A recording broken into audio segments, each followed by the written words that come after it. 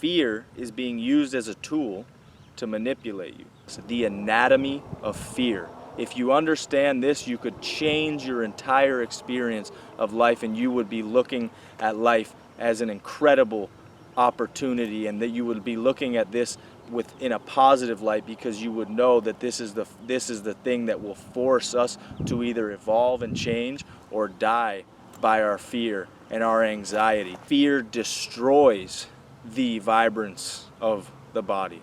It destroys the wonderful creative capacity of the mind. The right to make a living is being revoked in the name of coronavirus. So the question becomes, are you just going to sit around as this extends into the next 2 months, 4 months, 6 months, 18 months, as the world as we know it falls apart, or are you going to do something about it?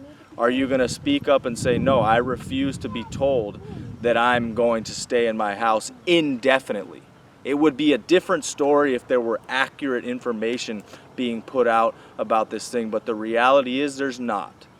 How fear is being used as a tool to manipulate you. So let's tie this into what's going on right now, and let's go a little bit into the anatomy of fear.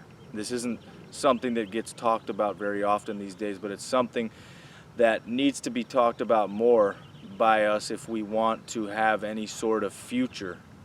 And that may sound a little dramatic, but I can assure you it's not, because the road we are heading down is a very bleak one. And here's why.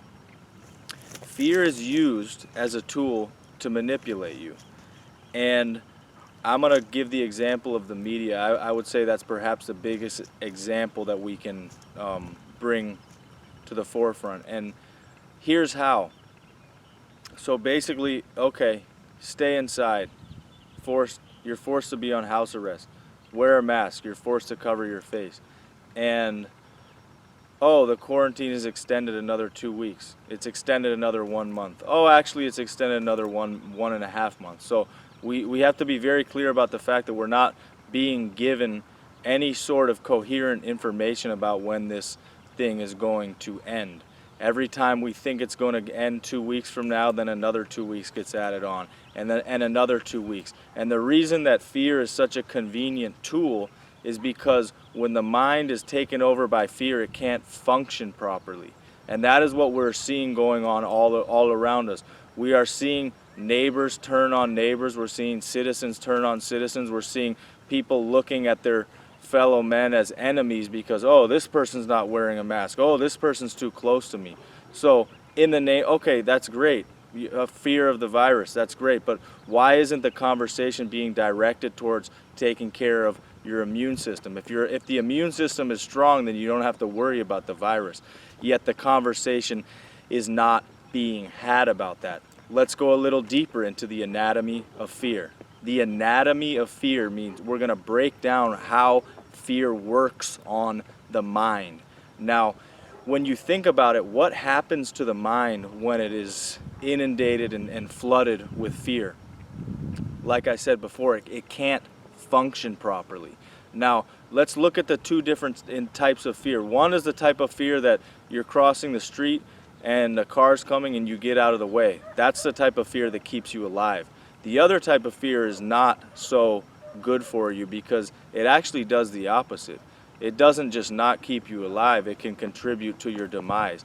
Now, there is a lot of science proving the effect that fear has on the immune system. Fear, stress, panic, anxiety are all in the same family. They're all in the same family. So when we understand that, we start to take a different approach. We start to take a more constructive and productive approach to it. Now again, the anatomy of fear. We know that the mind cannot function properly when it is inundated with fear. We know that fear of a wild animal, a car coming at us, a physical threat that is immediately present keeps us alive. That's great.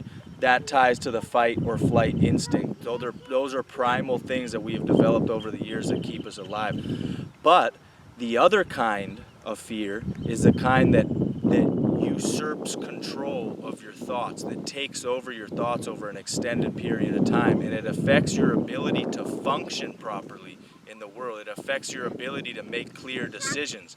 It affects your ability to do anything productive, and that is what we are seeing in the society right now. We are having our ability to make a living, our livelihoods taken out from under us. We're having the rug taken out from under us economically. We are being revoked. The right to make a living is being revoked in the name of coronavirus. So the question becomes, are you just going to sit around as this extends into the next 2 months, 4 months, 6 months, 18 months, as the world as we know it falls apart, or are you going to do something about it? Are you going to speak up and say, no, I refuse to be told that I'm going to stay in my house indefinitely? It would be a different story if there were accurate information being put out about this thing, but the reality is there's not. Every time frame that we're given then changes 2 weeks before the thing is supposed to be lifted. So we need to be very clear about this. The anatomy of fear. If you understand this, you could change your entire experience of life, and you would be looking at life as an incredible opportunity, and that you would be looking at this in a positive light, because you would know that this is the thing that will force us to either evolve and change or die by our fear and our anxiety. And again, the anatomy of fear, the effect that the prolonged effect of fear on the mind is something that cannot be underestimated, right?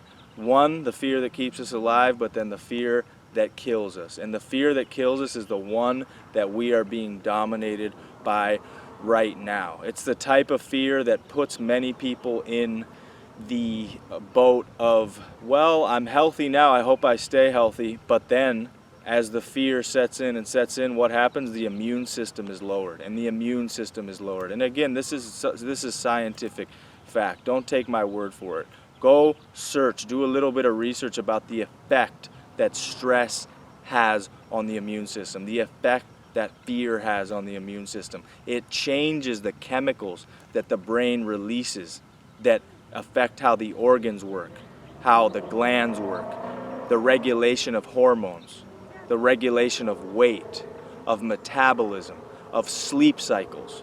So when we begin to understand the more long-term effects of fear on the human physiology as a result of the processes going on the mind as a result of fear, we have the knowledge that fear destroys the vibrance of the body. It destroys the wonderful creative capacity of the mind. And that is the most precious and valuable thing that we have as humans. And that's not being talked about. So make no mistake, this fight right now is a fight for our souls. It's a fight for your soul. It's a fight for your entire being. And we may not as a society quite understand that yet, but millions of people are waking up. So you can choose to take action and speak up and exercise your First Amendment, your right to free speech, freedom of the press, or you can just do what you're told and trust that the government has your back and that the media has your back. But even a little bit of investigation into what's going on right now would let you know that that is not the case. You know, the media does not have your back. If it did, it would be talking about something other than the death count. So we know that. That's all the news has ever done. But now it's more critical than ever to break through this illusion and take back your mind. But now it's more important than ever to break this illusion, because time is running out to do so. We have a choice in the type of world that we want to see ushered in the next 6, 12, 18, 24 months. So let's do this right. Let's not fuck it up, because we've got one opportunity, and it's right now.